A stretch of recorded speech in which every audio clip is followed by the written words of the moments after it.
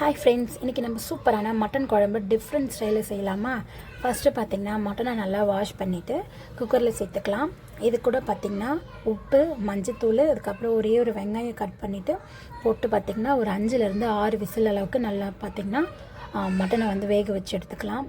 அதுக்கப்புறம் பார்த்திங்கன்னா கடாய் வச்சுட்டு கடாயில் கொஞ்சம் நல்லா தாராளமாக எண்ணெய் சேர்த்துட்டு அது கூட பார்த்திங்கன்னா பட்டை, அதுக்கப்புறம் ஒரே ஒரு அன்னாச்சிப்பூ, அதுக்கப்புறம் வந்து ஒரு பிரியாணி இலை, 4 கிராம்பு சேர்த்துட்டு அது எல்லாமே நல்லா வதக்கி எடுத்துக்கலாம்.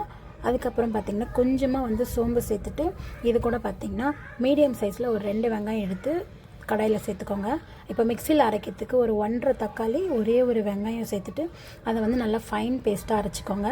அதுக்கப்புறம் பார்த்திங்கன்னா நம்ம கடாயில் வந்து வெங்காயத்தை நல்லா வதக்கிட்டு கொஞ்சமாக வந்து இஞ்சி பூண்டு பேஸ்ட்டு போட்டுட்டு ஒரு 2 தக்காளி வந்து கட் பண்ணி சேர்த்துக்கோங்க.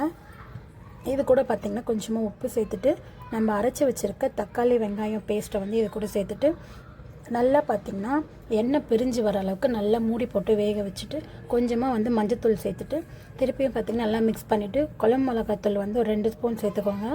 அதுக்கப்புறம் மட்டன் மசாலா வந்து ஒரே ஒரு ஸ்பூன் சேர்த்தா போதும். நல்லா பார்த்திங்கன்னா இதை ஃபுல்லாக மிக்ஸ் பண்ணி விட்டுட்டு நம்ம வேக வச்ச கறியை ஃபஸ்ட்டு எடுத்து அந்த மசாலா கூட வந்து கறியை நல்லா மிக்ஸ் பண்ணிவிட்டு கொஞ்ச நேரம் கழித்து பார்த்திங்கன்னா நம்ம வேக வச்ச தண்ணி இருக்கும் இல்லையா, அந்த தண்ணியை சேர்த்துடலாம். குழம்பு வந்து நல்லா கொதிக்க ஆரம்பிக்கிறதுக்கு முன்னாடி நம்ம என்ன பண்ணலான்னா கொஞ்சமாக வந்து தேங்காய் பத்தை, அதுக்கப்புறம் உடச்சக்கல்ல நல்லா ஃபைன் பேஸ்ட்டாக அரைச்சிட்டு அந்த குழம்புல ஊற்றிட்டு இன்னும் நல்லா பார்த்திங்கன்னா கொதிக்க விட்டுடலாம் அந்த பச்சை ஸ்மெல் போகிறதுக்காக.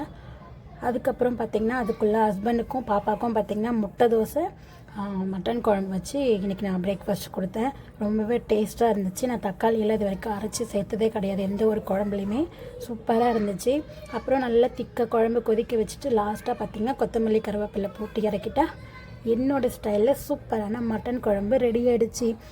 இந்த ரெசிபி உங்களுக்கும் பிடிச்சிருந்தா வீட்டில் ட்ரை பண்ணி பார்த்துட்டு எப்படி இருக்குன்னு மறக்காமல் கமெண்ட்டில் சொல்லுங்கள். தேங்க்யூ.